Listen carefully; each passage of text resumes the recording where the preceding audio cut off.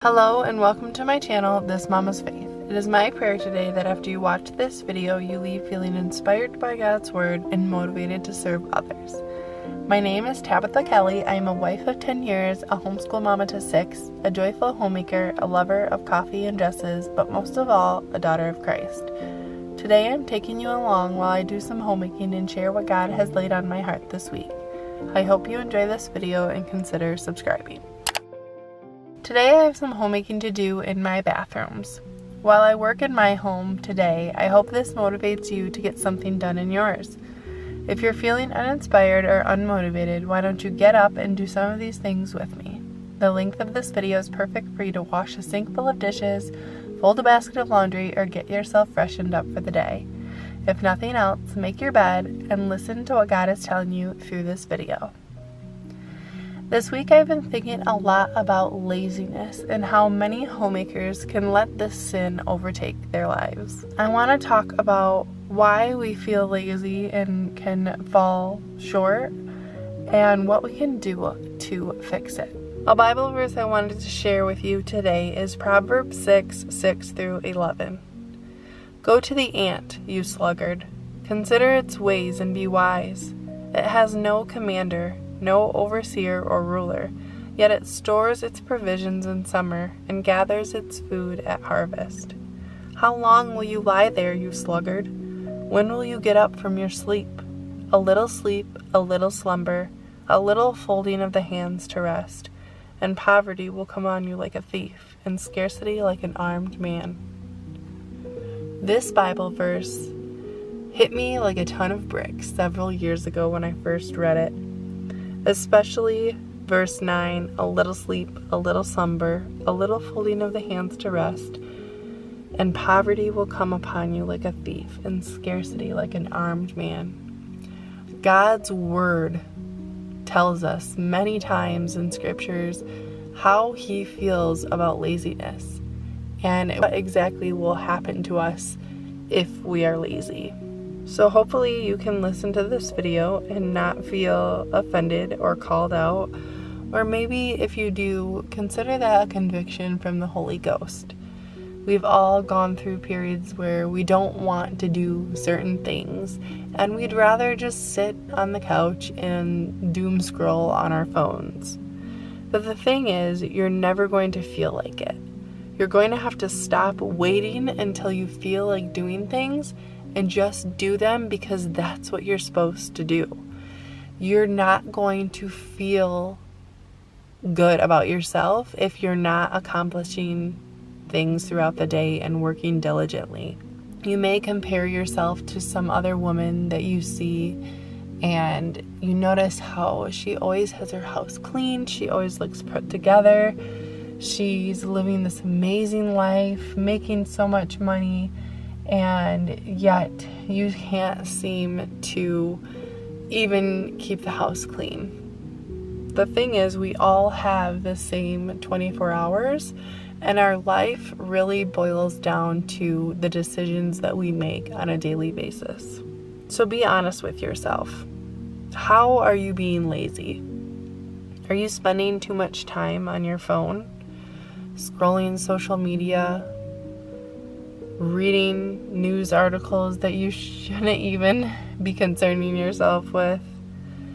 Are you watching too much TV?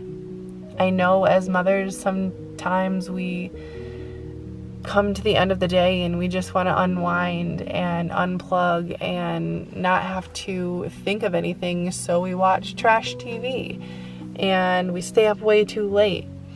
Is that helping you in the long run? Is that helping your family? Are you too tired the next day to do what you bought?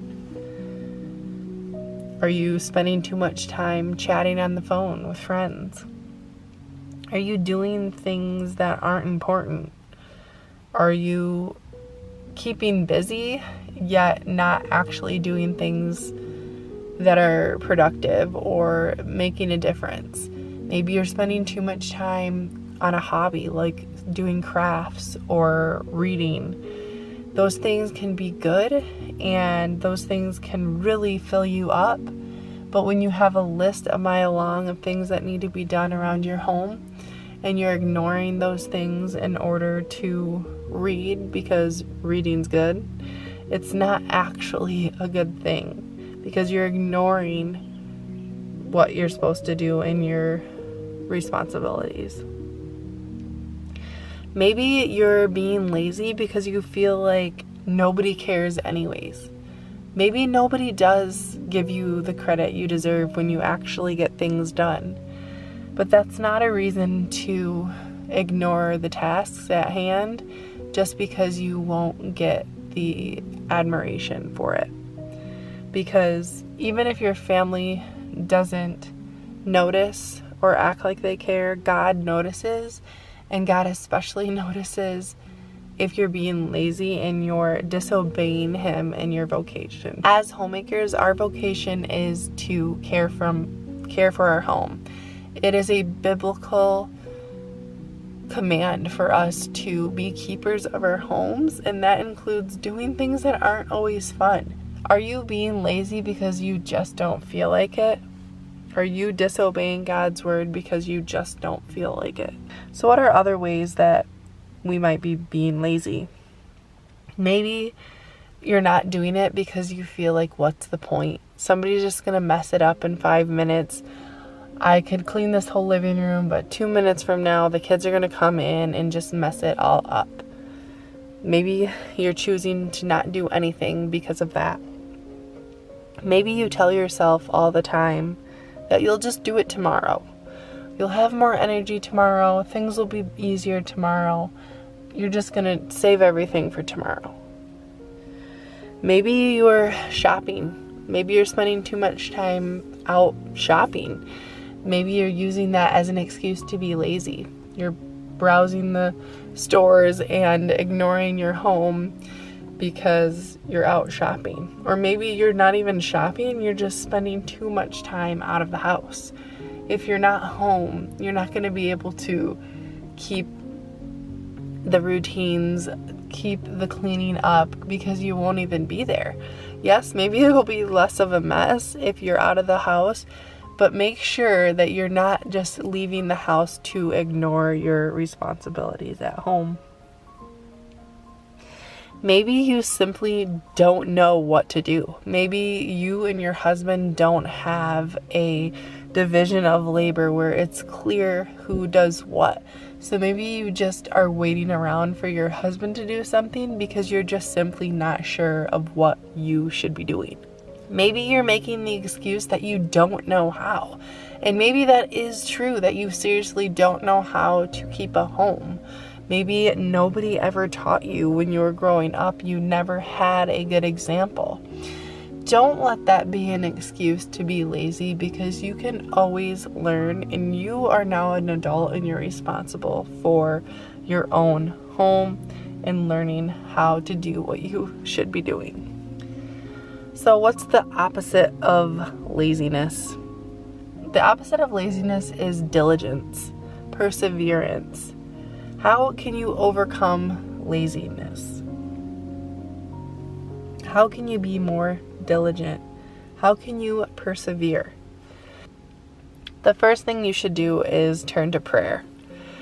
Ask God to give you a spirit of diligence. Ask Him to help you to persevere even when you're feeling lazy. Another Bible verse, my Bible verse of the week that I'd like you to take with you and to meditate on, it is 2 Timothy 1:7. For God has not given us a spirit of timidity, but of power and love and self-discipline. God has given us a spirit of self-discipline. You may not feel very self-disciplined, but He has literally given you that power by the Holy Ghost. You can call upon God and tell Him that you are struggling. Bring that to the Father and ask Him to give you that self-discipline that you need to do things even when you don't feel like it. One of my new friends, Stephanie Algra, who also has a YouTube channel, she said it in such an interesting way, and it really made me stop and think. I was watching one of her videos the other day, and she brought up the point that if Jesus was standing there right next to you and said, "Hey, do you mind doing the dishes?" Would you tell him no? Of course not. You would immediately do the dishes. So I think that it can be a helpful way to reframe your mind and just think of it as Jesus himself standing in front of you, asking you to do something. Another way to overcome laziness is to have positive self-talk. I know sometimes if you're being lazy, you can start really dogging on yourself and saying, "Oh, I'm so lazy. I never get anything done. I'm never going to be good at homemaking. I'm never going to be able to have my house clean." What you speak is going to become your reality. The Bible says death and life are in the power of the tongue, and they that love it shall eat the fruit thereof. So literally what you say and what you think about is what is going to become a reality in your life. So speak life into your home. Speak life over yourself. Next thing that I think you can do to overcome laziness is to plan your day. Plan your day. Don't start the day having no idea what you're going to do, because listen, as homemakers, we have the privilege to set the pace of our work, to set our schedules, and to decide what we're going to do and when. And that is a beautiful thing, but it can also be a curse for those of us that can be prone to laziness. Because if nobody's going to tell you what to do, then maybe you're not going to do it. Maybe you're just going to sit around and twiddle your thumbs, or you just feel like you don't have to do it, so you're not going to. So if you don't have a plan, it's much easier to fall into the trap of laziness and not getting done what you should be doing. Because if you don't know what to do, it's much easier not to do anything. And along with planning your day, it's great to have a routine. Having a routine is going to help you to know what to do each and every day. And you want to give yourself time, because laziness is a habit. It takes 2 weeks at least to break a habit.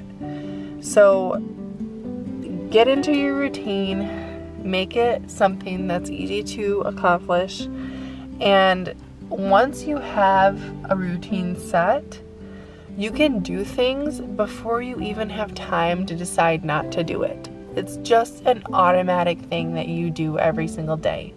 When I wake up, I automatically brush my teeth and make my bed. It's just something that just happens.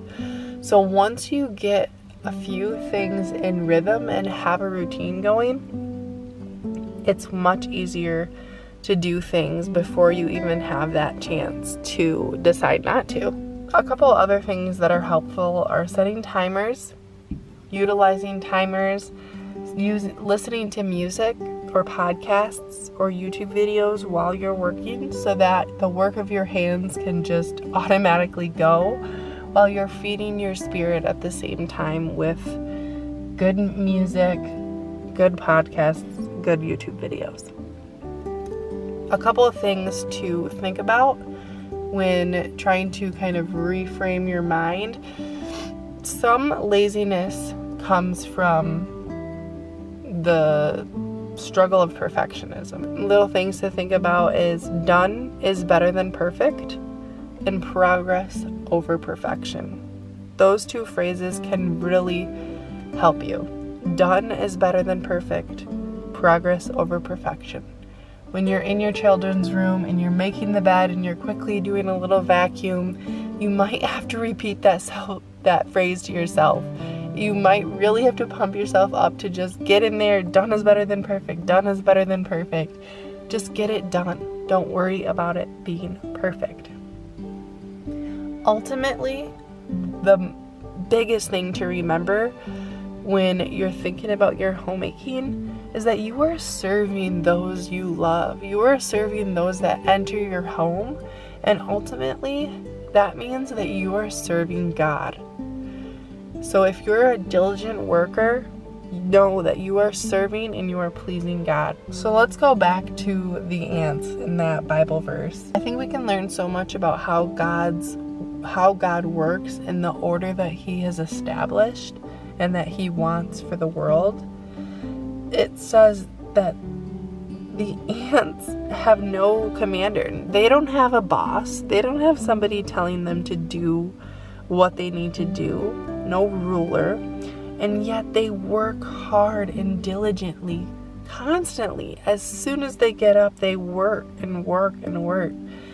And I think that's just such a testament of how God has created us. How God has given self-discipline to the ant. How much more does He want to give it to you, His daughter?